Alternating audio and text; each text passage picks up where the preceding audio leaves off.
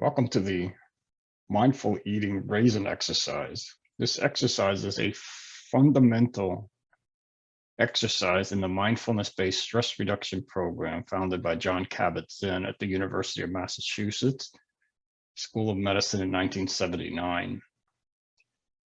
It's also part of many other mindfulness-based programs. This exercise is traditionally done with raisins, but any snack, particularly one that can be held in the hands, can be used.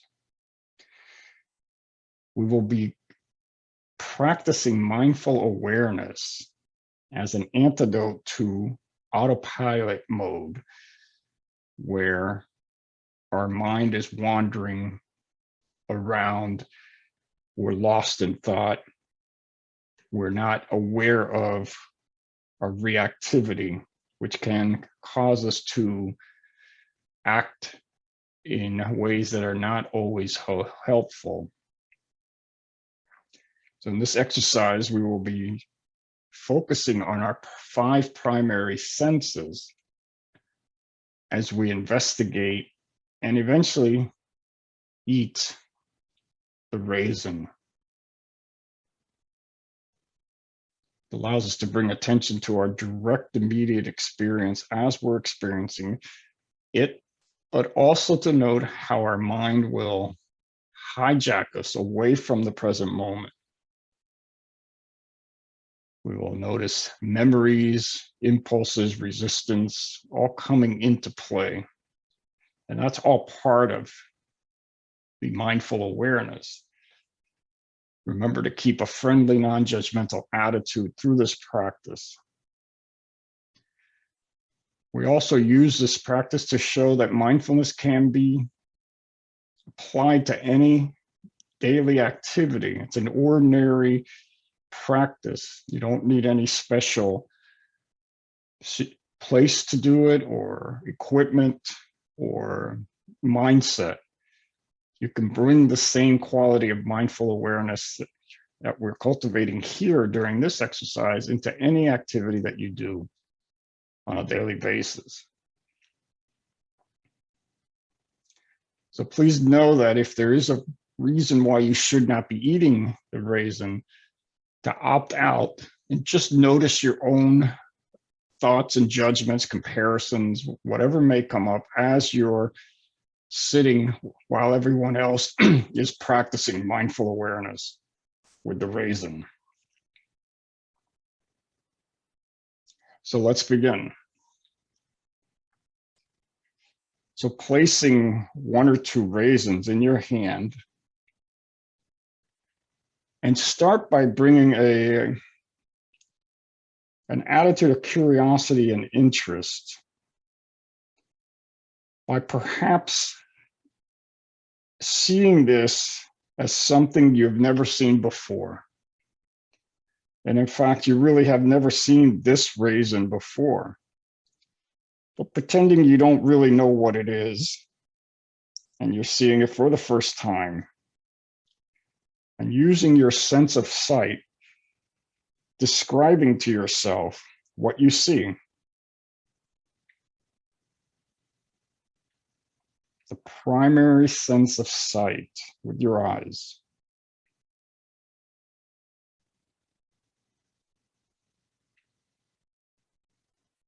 Noticing perhaps there are associations or labeling with names and concepts, triggering some memories.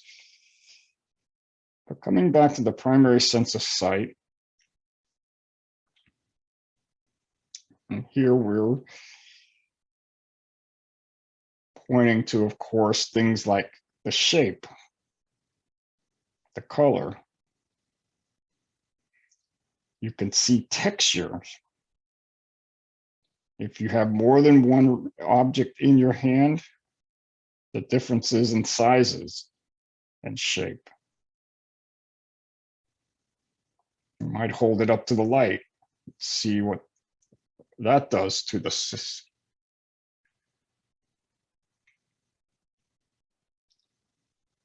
You might see differences on each end of the oval. It's your experience, though. What do you actually see? And again, being aware of the mind being pulled off by things like naming what this is, or being reminded of a past time when you had an experience with similar objects, and then coming back to just seeing.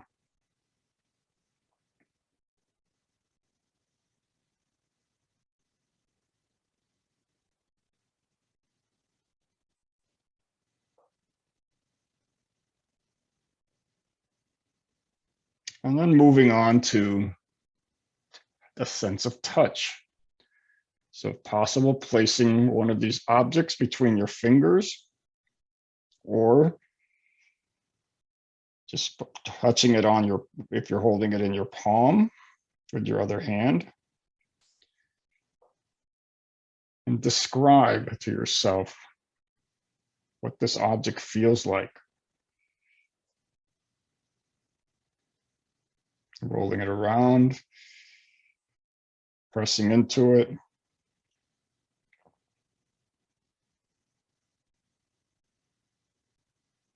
Again, notice the habit of mind to come up with inferences or commentary, but then coming right back to the primary sense of touch. Such things as softness or hardness, the ridges or bumps, stickiness. So what are you feeling with your fingers? Primary sense of touch.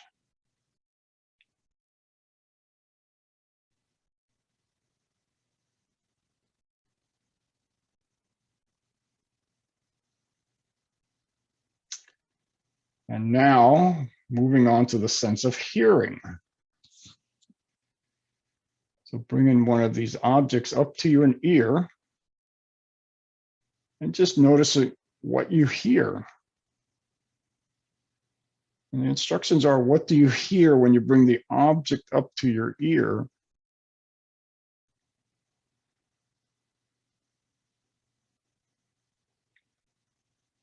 And again, alerting, saying to yourself, what do you hear? Perhaps it's nothing, not much. Some people hear crackling or crinkling by rolling the object around. And then you might even say, I'm hearing the background hum of an air conditioner or people coughing or talking in the background. Because the instructions were, what do you hear? Either way, primary sounds and noises as they arrive in your ears.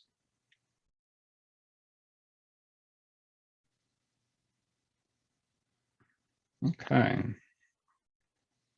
So moving on to the sense of smell. Bring one of these or a couple of these objects to your nose and describing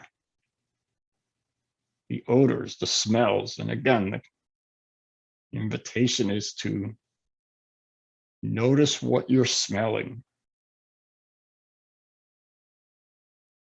And how do you describe that smell, that odor? This can be quite challenging. It's not always easy to describe the smell. But I've heard things like sweet, musky, earthy.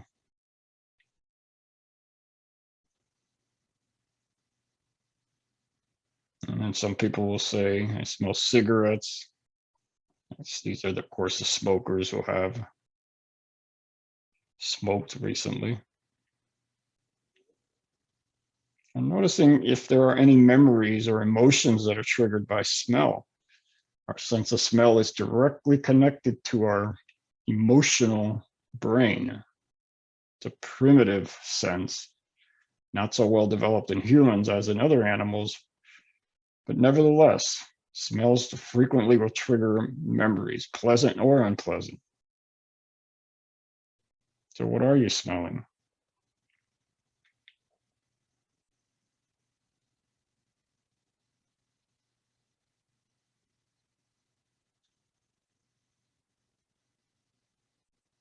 And now you know where we're going next, but we're doing this systematically. So placing one of these objects between your lips.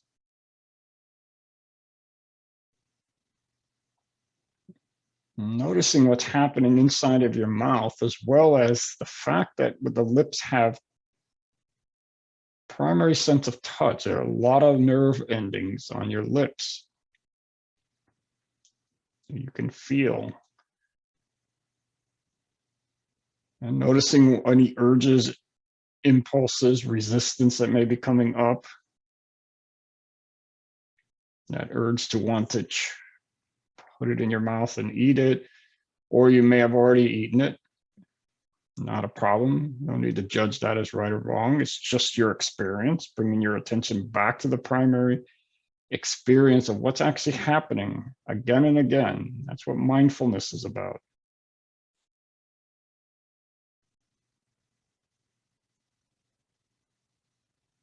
And so now place it on your tongue. And so that I can speak clearly, I'm not going to do that, but just placing it on the middle of your tongue, noticing what's happening in your mouth as you do. And again, any urges, impulses, resistance, memories, commentary, being aware of all of that.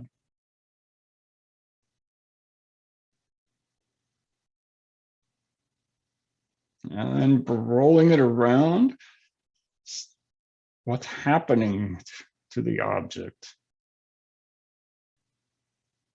if anything. And then before chewing, bringing the object between two teeth, getting curious as to which side you chose. Not that that means anything, just noticing that. And then without chewing, just holding it between two teeth. And then when you're ready, trying to chew this object 30 times before swallowing. Being aware of all the different things going on in the mouth and in your mind. And if you do need to swallow, by all means, please do. Being aware of the sensations of swallowing as you swallow.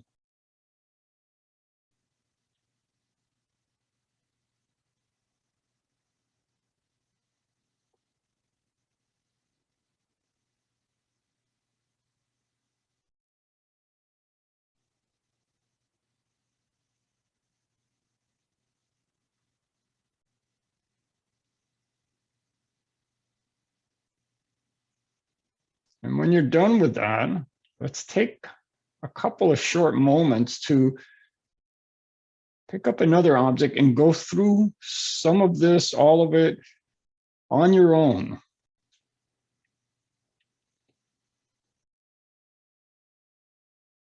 Looking at it, touching it, listening to it, smelling it, tasting it, chewing it.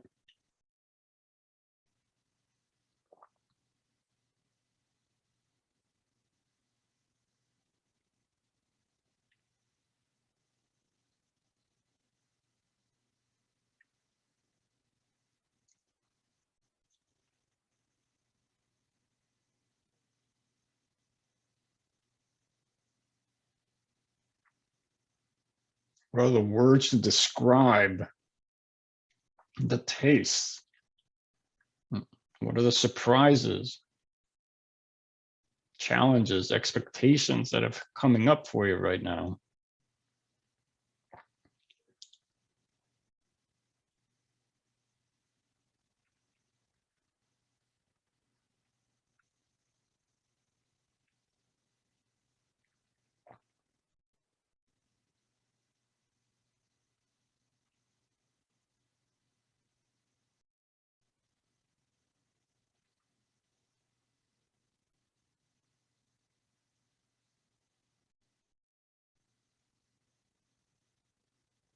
and noticing how you feel.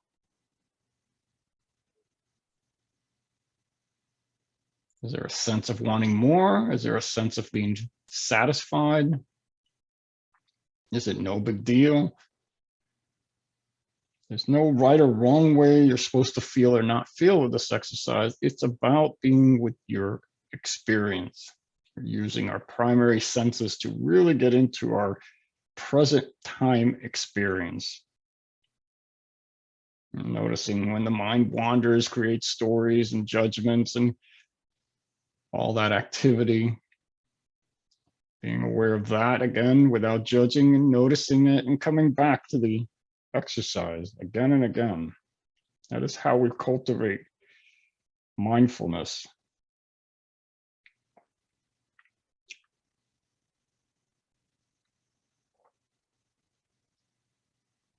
And then one last thing, one part, what I find is an integral part of this exercise is more of a reflection.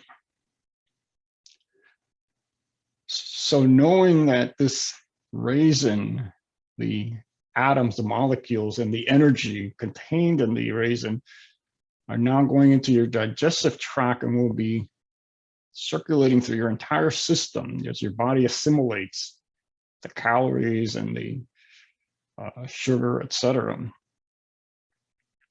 Think about what it took to get this raisin into your body. Starting way at the beginning, I'm going to assume these came from California, but they may have come from somewhere else, but someone had to plant the seed, tend to the vine to grow, which of course were grapes first, then allowing for the sun, the water, rain, and all the other nurturing effects to have it grow. Someone then had to pick the grapes. They had to be dried out. They had to be cultivated, put in boxes, taken into the warehouse. The boxes that they come in have to be made, designed by some other group. Raisins then put into the boxes, and then the small boxes are then put into bigger boxes or crates, which are then loaded onto trucks. Somebody drives the trucks across the country. I'm in Florida, so from California to Florida, then to the local supermarket where somebody takes them out of the boxes, places them on the shelf. I had to go there and buy them, talk to the cashier as I paid for them, etc. So all these different people and activities have gone into this raisin that is now assimilating, going through your body. Most of the people you'll never know, and yet they're influencing you in this moment. It's just an exercise to reflect on how much, if other people are influencing us like this, known and unknown, mostly unknown, that we're doing the same to others. What we do ripples out for better or worse. And so I always suggest, choose wisely. You may be doing something that you don't think is harming anybody else, but it might be, or for that matter, being of service. You may be doing something that is so subtle and so what you think is insignificant, but it may be someday, somewhere, of benefit for someone else. And so a simple exercise is mostly done to cultivate mindful awareness of the present moment using our 5 primary senses. It encompasses everything we do in mindfulness-based programs. Our present time awareness, knowing the mind wandering, seeing how we get into automatic pilot mode and where that takes us, as opposed to being present. This was not necessarily meant to be enjoyable, although most people find it surprisingly so. But if it wasn't enjoyable for you, that's okay too. Give yourself credit for having gone through it. And so this exercise has a lot to teach us as well as about the reflection of how we interact and are interdependent with so many other people, known and unknown.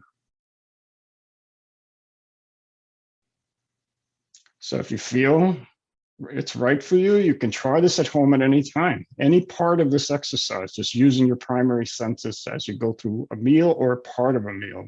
On a practical basis, it's hard to do this all the way through a complete meal. So feel free to do this exercise whenever you can, and noticing what happens when you do. Thank you for your kind attention today.